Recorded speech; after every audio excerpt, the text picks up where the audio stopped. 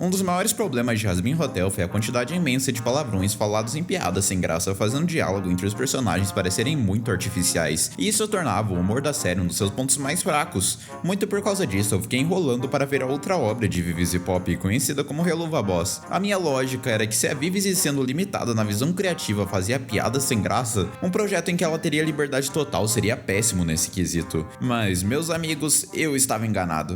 Antes de mais nada, eu quero deixar claro que o título é um pouco de um exagero, porque apesar de todas as suas falhas, Jasmine Hotel é uma obra que eu gosto bastante. O questionamento que a série traz e todas as ideias que são comentadas no mundo do desenho são muito criativas. Apesar disso, Jasmine tem uma falha imensa relacionada ao seu humor, porque após terminar quase 2 temporadas de Jasmine Hotel, eu não ri praticamente nenhuma vez nesse desenho. Assim que Jasmine Hotel saiu lá pra 2024, o show recebeu muitas críticas, algumas positivas, outras negativas, mas o que foi frequentemente citado como uma falha do desenho foram os diálogos que pareciam muito artificiais. Um exemplo que eu gosto bastante de apresentar é no episódio 3 da série, quando a Charlie está buscando uma maneira de unir o grupo do hotel. Afinal, todo mundo era bem distante um do outro ainda. Com isso, os personagens ficam um tempo tentando fazer as coisas funcionarem, mas nada dá muito certo. O Angel então decide abrir a boca e tem a ideia brilhante de levar todo mundo para uma casa de sexo BDSM. E apesar dessa piada já não parecer lá grandes coisas falando assim, com o contexto da cena as coisas ficam piores ainda. Porque era um momento do episódio em que a Charlie e a Veg estavam sérias. A princípio,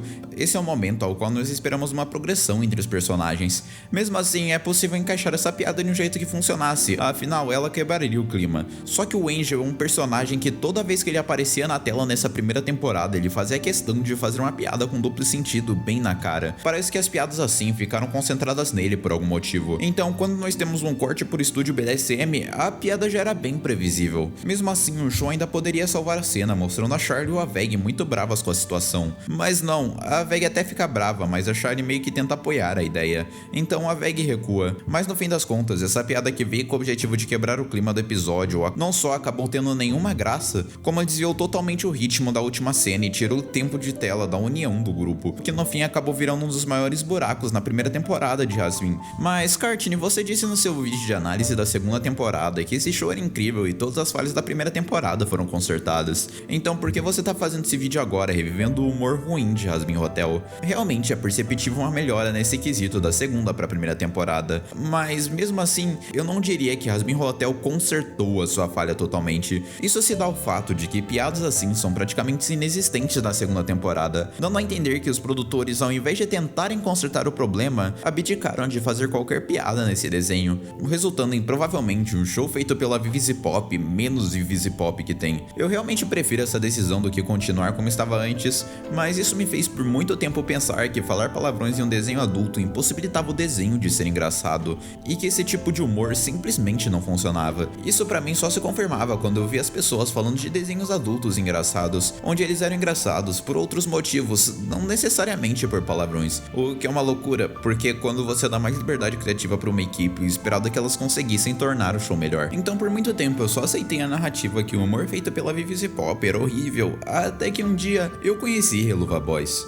Introduzindo o show rapidamente, Helluva Boys é uma obra que se passa no mesmo universo de Jasmine Hotel, porém enquanto Jasmine fica fechado exclusivamente no Anel do Orgulho em troca de algumas interações com o paraíso, Helluva Boys foca bem mais são interações com o mundo humano, e no inferno os personagens acabam tendo liberdade para visitar todos os anéis do inferno. Além disso, cada anel possui um representante que é a representação de cada pecado capital. De qualquer forma, a série foca em Blitz, um protagonista que é muito babaca, imaturo e frequentemente escolhe por decisões violentas em suas missões. Blitz abriu uma empresa conhecida como IMP, onde ao lado de seus 2 empregados, Moxie e Millie, os 3 trabalham como assassinos de aluguel com o objetivo de aceitar trabalhos de vingança e matar pessoas na Terra. Se você viu alguns clipes do show ou só achou essa descrição alguma espécie de spin-off de Jasmine Hotel, é possível que você não tenha notado diferença entre cada série. E meus amigos, eu nem consigo te tirar a razão por isso. O início da série literalmente mostra uma professora sendo traída no meio de uma aula e por isso ela vai atrás de se vingar tentando assassinar a amante. Durante o desenho isso só se prova mais verdade ainda, ainda, tem diversas piadas de sexo, personagens falando palavrões, objetos em formatos extremamente suspeitos, mas diferente de Hazbin Hotel, eu ri infinitamente mais com Helluva Boys. E ao contrário do primeiro desenho, eu considero esse show uma série engraçada. Se você viu alguns clipes do show, só achou essa descrição uma espécie de spin-off de Hazbin Hotel, é possível que você não tenha notado a diferença. A primeira vez que eu cheguei nessa conclusão, eu fiquei super confuso comigo mesmo, não fazia sentido. Nesse momento eu me sentia muito errado por achar uma obra boa, enquanto a outra que parecia fazer exatamente a mesma coisa. Mas pensando para fazer esse vídeo, eu percebi uma coisa: apesar de serem tipos de humor com os mesmos objetivos, Helluva Boys consegue aplicar isso de um jeito muito bom. Há um tempo, o youtuber Flazifar fez um vídeo apontando uma review sobre a primeira temporada de Hazbin Hotel, e dentre os pontos que foram abordados, eu achei muito interessante a maneira que Flazy classificou as piadas da série, então créditos totais para o que eu vou falar agora. Mas em resumo, para uma piada ser classificada como uma piada, ela precisa ter duas características, sendo a preparação para a piada e o payoff, o acontecimento em si que deveria tornar essa piada engraçada. Explicado tudo isso, existem diversas maneiras de você escolher o payoff, mas para a piada ser engraçada, de alguma forma ela deve envolver algum tipo de quebra de expectativa. Afinal, não faz sentido você rir de uma piada que você já sabe o que vai acontecer. Hazbin, sabendo disso então, decide usar palavrões como piadas, mas ao invés de fazer uma preparação para lançar o palavrão, no lugar Hazbin ignora a parte de setar a piada e joga palavrões aos montes em primeiro lugar. Em um segundo lugar, deixar as piadas do desenho muito mais previsíveis. Bem, vamos para um exemplo prático. No primeiro episódio da série, a Veg decide gravar um comercial para promover o hotel, e quando o Incheon vê a oportunidade, ele faz isso aqui. I'm a bad boy, and I need a big, strong daddy to put me in my place. On the path to redemption. Well, you come. Oh, yes! Isso simplesmente não funciona, principalmente pelo fato que você já espera isso. Ainda mais que quanto mais tempo passa nessa cena, mais vergonha ali ela fica, porque parece que os produtores insistem em uma piada que não tem a menor graça. Tá, Kart, não, já entendi. As piadas de Hazbin Hotel são péssimas, mas como Helluva Boys pode ser melhor que tudo isso? Bem, voltando a esse tema, a parte interessante é que apesar de ter piadas níveis Hazbin Hotel em Helluva Boys na grande maioria das vezes consegue fazer totalmente o oposto e prepara suas piadas, além de não colocar os personagens falando palavrões como humor a cada 10 segundos. Um ótimo exemplo pra mim é um short lançado por Helluva Boys recentemente. Aqui, Mox e Blitz vão em busca de cumprir uma missão no meio da estrada. Vale o contexto pra cena que enquanto Blitz é o mais puro ódio em pessoa, Mox é uma pessoa bem mais calma e controlada. Dito isso, na hora que Mox vai concluir a sua missão, o cara aleatório acaba cortando um Blitz na estrada e isso faz ele encarnar o mais puro ódio que ele tinha dentro de si. Durante o episódio, Blitz percebe como aquele cara parecia ter comprado a carteira de motorista de tão mal que ele dirigia, fazendo ele bater em várias pessoas.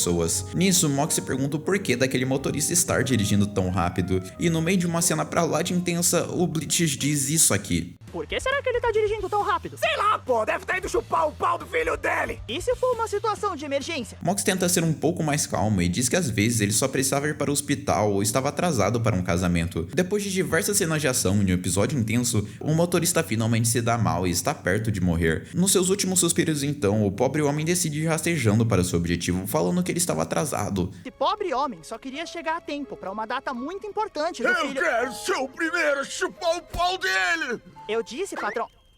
Você riu dessa cena? Bem, provavelmente não, porque não tem muito sentido rir, já que eu expliquei a piada desde o início e você não tinha como ter uma quebra de expectativa. Mas o meu ponto é que essa piada funciona. Ela foi corretamente setada no início há muito tempo atrás, o episódio passou tempo suficiente para ela não ser previsível, a piada quebrou totalmente a expectativa de um momento sensível para dar razão ao que o Blitz pensava.